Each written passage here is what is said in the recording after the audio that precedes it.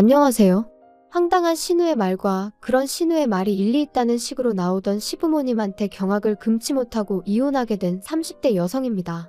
사실 중간에서 남편이라도 제 역할을 했다면 이혼만큼은 안 했을지도 모르겠어요.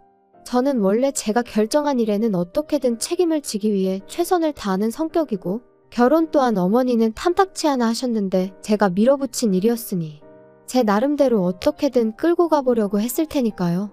하지만 피는 못 속인다는 말처럼 믿었던 남편마저 저더러 너무 감정에 휘둘리지 말라는 둥, 현실을 직시하라는 둥 개소리를 해대는 걸 보니까 도저히 답이 없더라고요.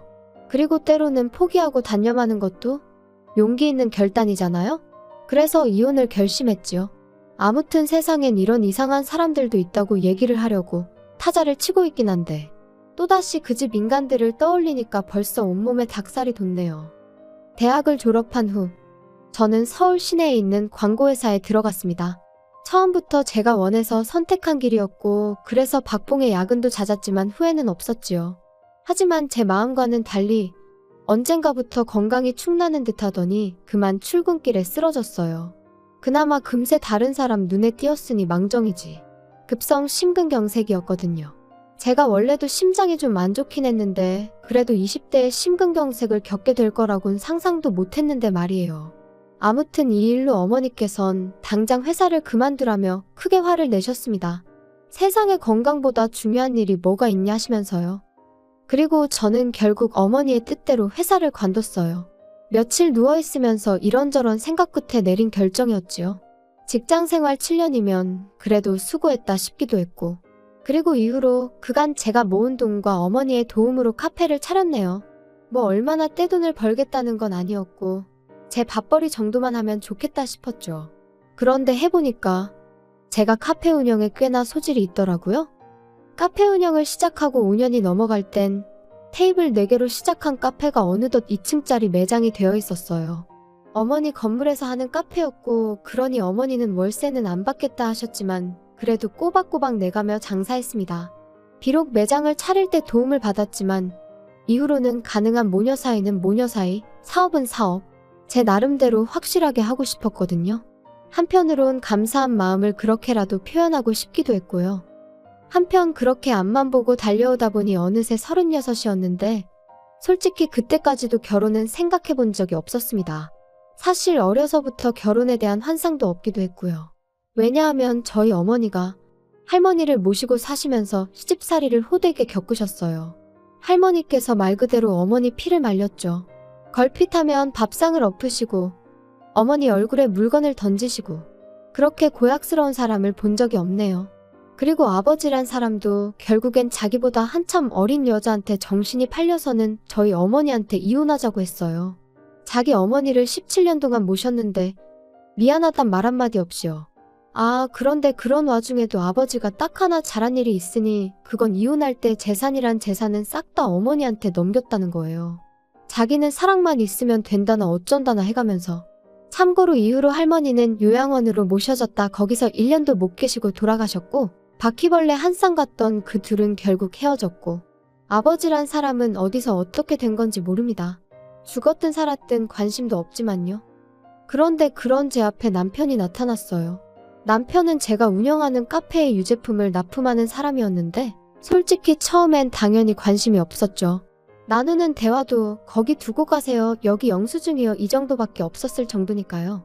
하지만 몇 년 전 겨울 비인지 눈인지 엄청나게 온 날이었는데 출근하니까 카페 배관이 터진 건지 매장이 말 그대로 물바다가 되었더라고요.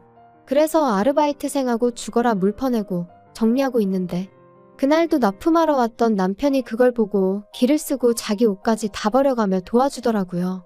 그리고 어쨌든 도움을 받으니 상황이 한결 수월하게 해결되었죠. 그리고 그때 제가 남편한테 좀 호감을 갖게 됐네요. 가뜩이나 춥고 힘들 때 도움을 받아서 그런가 너무 고맙고 사람이 참 괜찮아 보였거든요. 그리고 그날 일을 계기로 남편과 저는 급속도로 가까워졌어요. 남편이 매장에 올 때마다 저는 커피 한 잔으로 달라진 제 마음을 표현했고 그러자 남편도 언젠가부터 꽃을 사다 준다던가 책을 한 권 사온다던가 나름대로 저희 둘만의 낭만이 있었죠. 대단히 좋은 곳을 다니고 비싼 선물이 오간 것은 아니었지만 이거야말로 진정한 연애라는 믿음도 있었고요. 그리고 그렇게 연애한 지 1년 만에 남편이 먼저 프로포즈를 해왔습니다. 자기가 비록 가진 건 많지 않지만 제 눈에서 눈물 나는 일은 없게 하겠다고, 영원히 소녀처럼 살게 해주겠다면서요.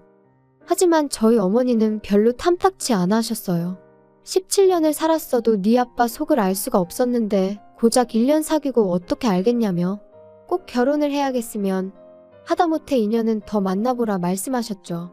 그리고 전 이때 이 말을 따랐어야 했는데 그땐 그저 어머니의 그런 말씀이 야속하게 들릴 뿐이었습니다. 왜 아버지랑 비교를 하시냐고, 세상 남자들이 다 아버지같이 쓰레기인 줄 아냐며 화를 내기도 했죠. 그래서 결국 어머니가 져주셨어요. 어떤 마음으로 져주셨을지 지금도 그때를 생각하면 그저 죄송할 뿐이에요. 아무튼 그렇게 저는 남편과 결혼을 했고 아이는 갖지 않기로 했습니다. 남편은 제가 심장이 약한 걸 알고 있었고, 그래서 남편이 먼저 아이는 없어도 된다고 하더라고요. 그런데 이것도 나중에 알고 보니 남편은 남편대로 정자에 문제가 있어서 처음부터 임신 자체가 쉬운 상황이 아니었어요. 자기 말로는 자기는 정말 그런 줄은 몰랐고 오로지 저를 배려해서 한 말이었다지만 솔직히 진실은 본인만 알 테죠. 한편 그래도 결혼하고 한동안은 별탈 없이 살았어요. 저나 남편, 제 친정과 시댁의 경제적 차이가 있기는 했지만 그런 조건의 차이가 저희 부부의 발목을 잡는 일은 별로 없었고요. 그런데 문제는 신혼애였습니다. 신혼애는 저에게 바래도 너무 많은 걸 바랬거든요. 제가 남편하고 결혼하고 얼마 지나지 않았을 때 신혼애 애, 그러니까 시조카가 그 무섭다는 중이가 되었어요. 남편 말로는 원래도 그렇게 말 잘 듣고 공부 잘하는 소위 부모들이 원하는 아들은 아니었다는데 중학교에 들어간 이후로는 전과는 비교도 안 되게 신우 속을 말도 못하게 썩인다고 했지요.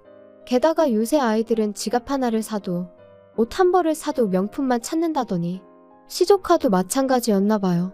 그런데 제가 신혼의 벌이를 속속들이 알지는 못해도 심해부는 그저 평범한 직장인이었고 신우 또한 근처 어린이집에서 아르바이트를 하는 정도였어요.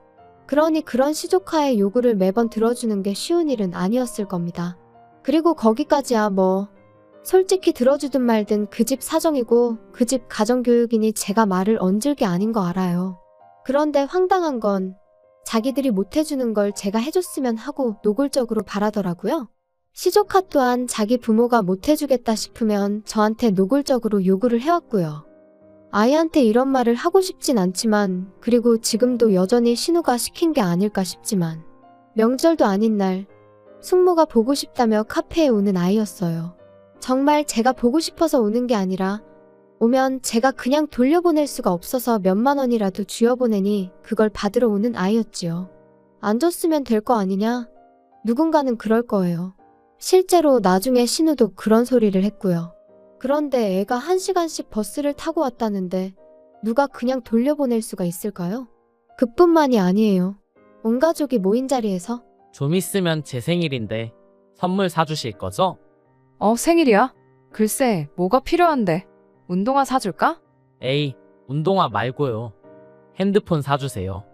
지금 있는 건 쪽팔려서 못 들고 다니겠거든요. 새로 나온 거 사주세요. 그럼 저 진짜 이제 공부 열심히 할게요. 어머어머, 진짜 누구인지 너무 기특하지 않아? 능력 있는 숙모가 있으니까 우리 진호가 공부할 맛이 나는가 보다. 하나뿐인 조카인데 좀 챙겨주거라. 온 가족이 제가 싫다 소리를 못하게 분위기를 몰아가는데 거기서 안 된다고 하는 게 쉽지 않다는 건 다들 이해하시겠죠. 그리고 이런 식으로 제가 2년 가까이 끌려다녔습니다. 한심하다 보는 사람들도 있겠지만 그래도 하루하루 장사하고 그러다 보면 잠깐 잊고 살다 얼떨결에 당하고 그랬어요, 제가. 그리고 그럴 때마다 남편은 그래도 당시에는 말이라도 미안하다 고맙다 해댔으니 그냥 남편 봐서 참자 그렇게 생각한 것도 있고요. 그런데 그러던 어느 날 친정어머니께서 저한테 할 이야기가 있다며 밖에서 보자고 하시더군요. 그래서 카페로 오시지 왜 그러시냐니까 카페에서 할 이야기가 아닌 것 같다 하시대요. 그래서 무슨 말씀을 하시려고 그러시나 했더니 어머니가 가지고 계신 건물을 팔고 땅을 사려고 하는데 제 생각은 어떻냐고요. 어머니 재산인데 무슨 상관이냐고 전 괜찮다 했습니다. 그랬더니 너 남의 건물에서 장사하는 거 생각지도 못한 애로사항이 많을지도 몰라. 괜찮아요, 괜찮아. 신경 쓰지 마세요. 남들도 다 그렇게 사는데 나라고 못할 게 뭐 있어. 무슨 땅을 살 건지 안 물어봐? 엄마 재산인데 제가 그런 걸 뭐하러 꼬치꼬치 물어요. 그래도 한번 물어볼까? 어딘데요? 엄마랑 예전부터 알고 지내던 그 식당 하는 이모 기억하지? 그 이모가 파는 땅인데 엄마가 보기엔 사도 될 것 같거든? 마침 건물 제값 쳐주겠다는 사람도 있고. 저는 어머니께 저는 조금도 신경 쓰지 마시라고 했어요. 진심이었습니다. 저는 어머니가 제가 카페를 차리고 자리를 잡을 수 있도록 도움을 주셨던 것만으로도 충분한 지원을 받았다고 진작부터 생각하고 있었기에 어머니가 어머니 재산으로 무슨 결정을 내리시건 그게 설령 기부였을지라도 무조건 믿고 따를 생각이었거든요. 아무튼 어머니와 헤어지고 집에 들어와 씻고 나오니 퇴근한 남편이 현관을 들어섰어요. 그리고는 저를 보더니 아까 카페 가니까 자기 없더라? 어디 갔었어? 엄마 만나고 왔어. 장모님을? 장모님하고 카페 밖에서 만날 때도 있어? 거의 없긴 한데 오늘은 엄마가 따로 할 이야기가 있다고 하셔가지고. 무슨 얘기? 무슨 일이라도 있으셔? 아니, 그런 건 아니고 엄마가 건물을 파실 거래. 건물을 파신다고? 갑자기 왜? 아니, 그 건물을 팔아서 뭘 하시려고? 땅 사신대. 엄마가 노후에 집 짓고 살 땅. 아니, 지금 좋은 아파트 살고 계시면서 갑자기 왜? 그래서 당신 뭐라고 했어? 안 된다고 한 거지? 내가 왜 안 된다고 해? 엄마 재산인데 엄마 알아서 하고 싶으신 대로 하라고 했지. 야, 그게 왜 장모님 재산이야? 그건 네 거지? 뭐래, 그게 왜 내 거야? 그건 엄마 거야. 미치겠네. 야, 너는 계산도 안 하냐? 아니, 그리고 서희도 자식이라는데 왜 나하고는 상의를 안 하시냐? 도대체 무슨 소리를 하는 거야? 엄마가 엄마 재산 정리하는데 왜 당신하고 상의를 해? 아무튼 당신이 신경 쓸 일 아니니까 이상한 소리 좀 하지 마. 생각지도 못한 남편의 반응에 저도 기분이 팍 상했고 남편이 한 말을 도무지 이해할 수가 없었죠. 그런데 그렇게 일주일쯤 지났을까? 남편이 저더러 얘기 좀 하자더니 자기가 여기저기서 알아봤는데 장모님이 진짜 큰 실수하시는 거라고 저더러 말려야 된답니다. 그래서 그게 무슨 소리냐니까 그 이모가 판다는 땅은 아무짝에도 쓸모없는 땅이라고 그 이모가 저희 엄마한테 사기를 치는 거라고요. 그러면서 빨리 장모님한테 전화를 드리라고 어찌나 성하던지. 결국 남편이 보는 앞에서 어머니한테 전화를 걸었어요. 그리고 저희 어머니가 전화를 받기가 무섭게 남편이 제 손에서 핸드폰을 낚아채 가더니 장모님, 아직 건물 팔고 그러신 거 아니죠? 파시면 안 돼요. 그 사신다는 땅도 아주 쓸모없는 땅이에요. 제가 다 알아봤어요. 어? 갑자기 이게 다 무슨 소리야? 어디서 무슨 소리를 듣고 온 건지는 모르겠지만 흥분 좀 가라앉히게. 건물도 팔았고 땅도 이미 샀어. 아, 장모님, 왜 상의도 없이 그러셨어요? 미치겠네. 보다 못한 제가 남편에게서 다시 핸드폰을 빼앗았고 어머니더러 신경 쓰지 마시라 했습니다. 어디서 뭘 듣고 와서는 저런다고 제가 잘 이야기해보겠다고요.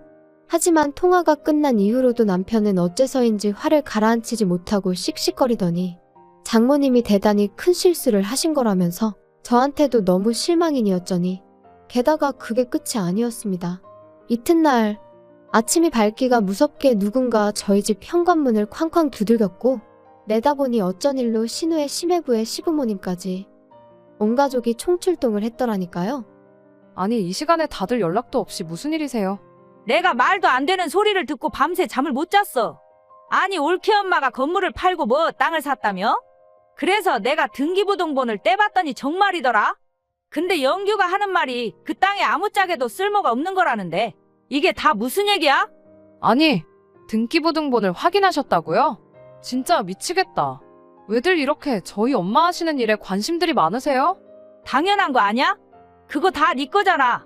아니, 그러니까 그게 왜 제 거냐고요. 그리고 제 거라고 치면 신경을 써도 제가 써야지. 영규 씨도 그렇고 형님도 그렇고. 왜들 이러는지 모르겠네, 정말. 야, 너네 자식 안 낳을 거라며. 그럼 그게 결국 우리 아들한테 온다는 소린 거 몰라? 그러니까 내가 지금 화가 안 나게 생겼어? 뭐라고요? 어이가 없어서. 형님, 지금 진심으로 말씀하시는 거예요? 내가 뭐 틀린 말 했어? 기왕 말이 나왔으니 말이지만 아니 올케는 왜 이렇게 생각이 짧아? 아니다. 지금 보니까 올케가 누구 닮았는지 딱 알겠네. 어떻게 모녀가 둘 다 이렇게 셈을 못하지? 진짜 어떡할 거야? 우리 아들 이제 어떡하냐고. 진짜 장모님 노망이라도 나신 거 아니야? 얘 그거 네 엄마한테 한번 물을 수는 없는지 물어봐라. 아이고 우리는 너 하나만 믿고 있었는데 이제 다 어떡하면 좋으니? 진짜 다들 제정신이에요? 무슨 이런 거지 같은 경우가 다 있지? 야, 너 말 다 했어? 너 지금 우리 가족들어 거지 같다 했냐? 그럼 이게 거지 같은 게 아니면 뭐가 거지 같겠어? 아 진짜 다들 미친 거 아니야? 너 말 그따위로 할래? 더 할 수도 있는 걸 그나마 어머님 아버님 계신 자리니까 참고 있는 줄이나 알아. 야, 됐다. 이제 너 뭐 별 볼 일도 없고. 내가 진짜 너랑 장모님한테 단단히 실망을 해서 더는 뭐 말도 하기 싫어. 야, 그냥 다 때려치자. 지금 뭐 이혼이라도 하자는 거야? 진짜 어이없다. 그래, 나도 어이없다. 장모라는 사람이 사위할 길을 뭘로 알고. 너도 솔직히 속으로 나 무시했잖아. 그러니까 이제 각자 갈 길 가자고. 저는 이게 무슨 상황인지 말 그대로 어안이 벙벙했어요. 당장 이혼 소리도 해도 제가 해야지 왜 지가 난리인지 어이가 없었고요. 하지만 저도 매달리고 싶은 마음은 눈꽃만큼도 없었거든요. 그래서 그래, 원하는 대로 해주겠다 하고는 일단 제 집에서 시댁 식구들 싹 다 내보냈습니다. 그리고는 그 길로 이혼 서류 받아다가 이후로 번갯불에 콩 구워 먹듯 해치워버렸죠. 그런데 그렇게 남남이 되고 몇 달쯤 지났을 무렵 뉴스를 보다 보니 저희 어머니가 사셨다는 땅이 뉴스에서 몇 번 언급이 되더라고요. 그리고는 알게 된 게 그쪽으로 개발 호재가 있어서 땅값이 순식간에 2배가 넘게 올랐더라고요. 어머니더러 알고 계셨냐니까 생각보다 무척 덤덤하게 이렇게 될 줄 어느 정도 예상은 하고 계셨다며 그때 이모가 그런 얘기도 있다더라 하고 귀띔은 해주셨었다는 거예요. 그래서 제가 그런데 이모는 왜 파신 거냐니까 그 집 남편이 하던 사업이 망하네만의 소리가 나와서 정리한 거라고. 솔직히 저도 뭐 그쪽 사정이야 크게 관심이 있는 건 아니다 보니 그냥 그랬구나 하고 말았죠. 그런데 황당하게도 남편도 그 뉴스를 본 건지 아니면 어디서 뭘 주워들었는지 저한테 축하하네 어쩌네 너스레를 떨며 연락을 해왔습니다. 소식 들었어. 잘 됐다. 축하해. 왜 답장이 없어? 잘 지내지? 이런 연락하지 마. 불편하니까. 너무하네. 난 정말 축하해 주려고 연락한 건데. 근데 사실 나 너랑 이혼하고 하루도 후회 안 한 날이 없어. 내가 왜 그랬을까? 스스로 얼마나 자책했는지 몰라. 생각해보면 이게 다 누나 때문이야. 누나가 괜히 난리를 쳐서는 누나 일은 내가 미안하게 됐어. 근데 너도 우리 가족 입장이 돼서 한 번만 생각을 해봐. 서운하지 않았겠어? 내 알바 아니거든? 바빠서 전화 끊을게. 잠깐만. 그러지 말고 나한테 한 번만 더 기회를 줘. 네가 원하면 내가 장모님 앞에서 무릎이라도 꿇을게. 네 무릎이 뭐라고 꿇는 게 대수야? 필요 없으니까 연락하지 마. 잘난 니네 가족끼리 잘 먹고 잘 살던가? 아 맞다. 잘 먹고 잘 살 돈이 없겠구나. 제 딴에는 그래도 남편 기분 잡치라고 일부러 심한 말만 골라 한다고 한 건데 그래도 막상 전화를 끊고 나니까 더 못한 게 억울하더라니까요. 진짜 길지 않은 결혼 생활이었지만 그럼에도 불구하고 그 거머리 같은 인간들한테 당한 걸 생각하면 분하고 억울한 마음이에요. 한편으론 그나마 이쯤에서 떨어져 나가줘서 고맙기도 하지만요. 아무튼 혹시 주변에 뭐라도 하나 더 뜯어갈 궁리만 하는 사람들이 있다면 때로는 눈에는 눈, 이에는 이라는 심정으로 자존심 한번 시원하게 긁어주고 손절하는 것도 나쁘지 않은 것 같아요. 너무한다고 생각하는 사람도 있겠지만 적어도 제 경험상 기분이 아주 조금은 풀리더라고요. 어떻게 마무리를 해야 하나 싶은데 내일은 날씨가 오늘보다 좀 더 따뜻하다대요? 사랑하는 사람들과 맛있는 것도 드시고 즐거운 하루 되시길 바라겠습니다.